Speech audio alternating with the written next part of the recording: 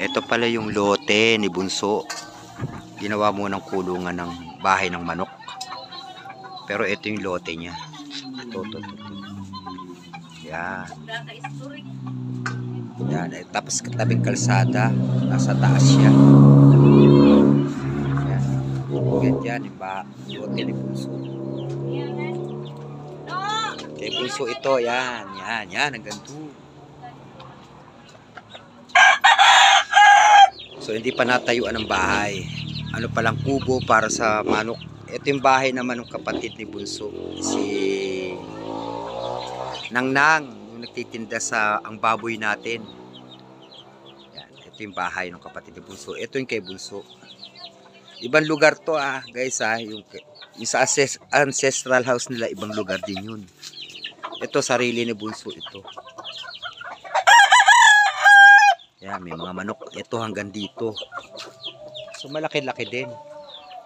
Ito mula dito. Yan.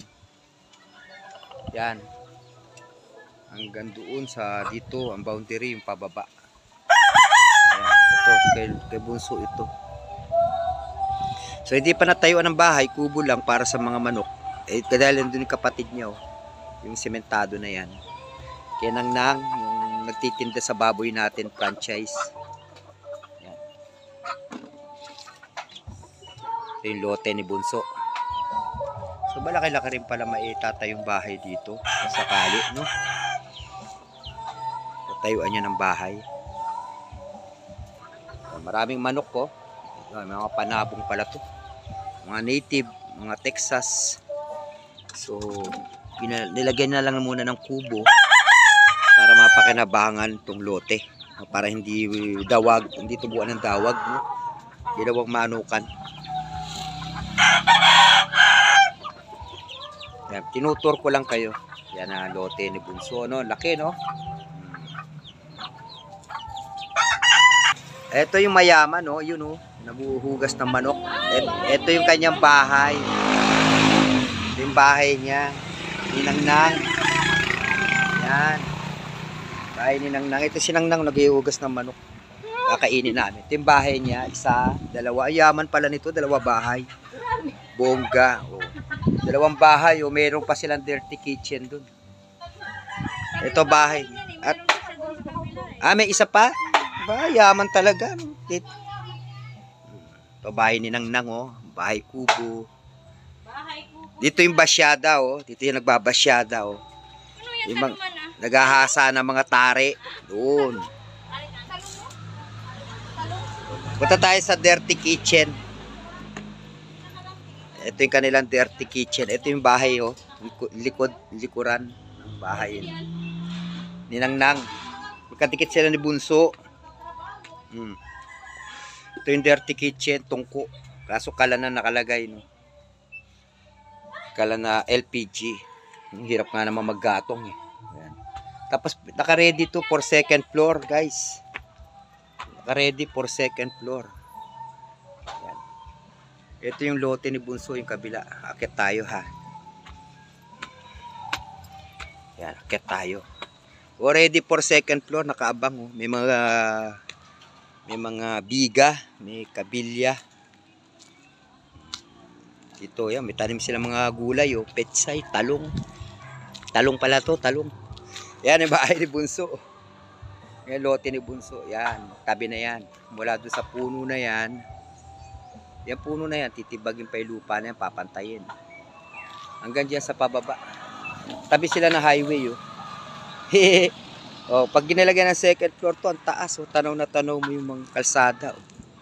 Ganda. Ito, bahay ni Nangnang. Itong tinutungtungan ko, ready for second floor, bahay niya rin. Alam niyo si Nangnang, ang anak niyang isa, engineer. Yung isa, nurse. Yung isa, di ko alam, nakatapos na rin. So, posible na matapos to, mga second flooran. Ito, bahay pa ni Nangnang to, kubo. Bahay kubo. O, diba? Yun yung kanilang dirty kitchen. Ang ganda ng napwestuhan niya kasi tabing kalsada. Bukod sa tabing kalsada, mataas siya. Tapos bundok yung taas, guys. Bundok. Ang delikado lang dito siguro pag nag-landslide, no?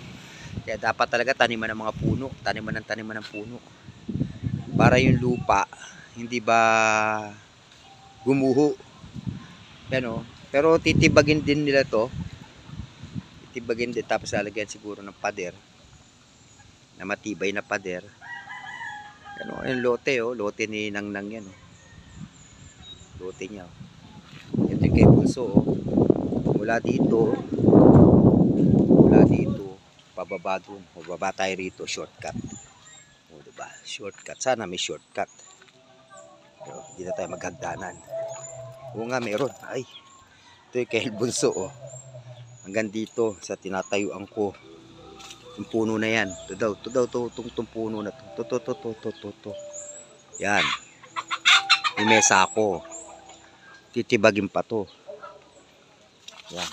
Ito yung sa kapatid ni Bunso, kay Nangnang. Diba? Balik na tayo sa hagdan. Ganda ng forma. Sarap tumira dito, no? Pagka kung may pera ka na rin lang. Tapos magnegosyo ka. Malamig, no? Malamig dito. Cool, mahangin. Ang problema lang dito pag bagyo, kaya dapat ang bahay mo matibay. Bato, kagaya nito, para hindi na lilipad ng mga yero. So may taniman pa sila oh, sa gilid, sa likod. Tanim ng mga gulay-gulay. Alaga ng mga manok. Ibaba na tayo. Tinuro ko na kayo sa bahay ni Bunso at ni Nangnang. Yung kapatid ni Bunso, yung ate niya. Makikikain kami dito, nagluluto lang ng tinola. Na native na manok. Dito na kami. Yan. Diba? Ganda ng pwesto. May pwede pa magtanim-tanim sa gilid-gilid. Oh. Kung sakali, papatagin to. Papantayin. Oh, diba? Kita nyo na.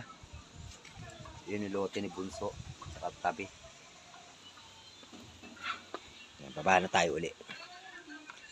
Yan, tungko. Ayan yung bahay ni Nangnang. Ito pa, bahay niya rin. Bahay. Dalawa yung bahay ni Nangnang. May kanya-kanya na silang bahay, magkakapatid.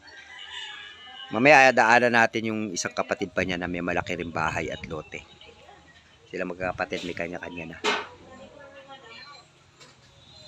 Kay Bunso na lang hindi natatapos. Hindi pa niya napapagawa.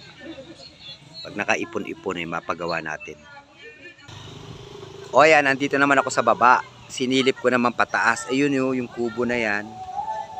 Yung bahay ni Bunso. Nagagawin pa. Kasi bakante pa siya. Ginawa pa ng kulungan ng manok. Ito yung kasakapatid niya. Yung sementado. Tsaka itong kubo na to. Kay Nangnang. O, punta kami sa inyo. Videoan ko yung bahay mo ha. Yan. Sa tabing kalsada. So, nasa taas yung bahay ni Bunso. Ito, tawid tayo. Yan. Yun o. Ganda, diba? Papapatag mo lang yan ng konti para hindi mag-landslide. Diba? Papapatag mo lang ng konti yan.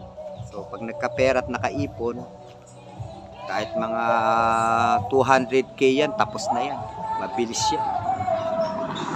Basta pag nagpunta lang dito, makapagbakasyon. Ayan o, kapatid niya, katabi niya.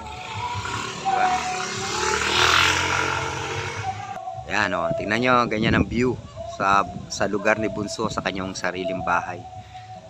Lote pa lang, wala pang bahay. So, abangan nyo pa yung mga susunod na mga upload ko para ma-tour ko kayo sa kanilang mga property ng mga magkakapatid, sariling property. So yan po, maraming salamat and kita-kita tayo sa susunod. Ay si Alfonso.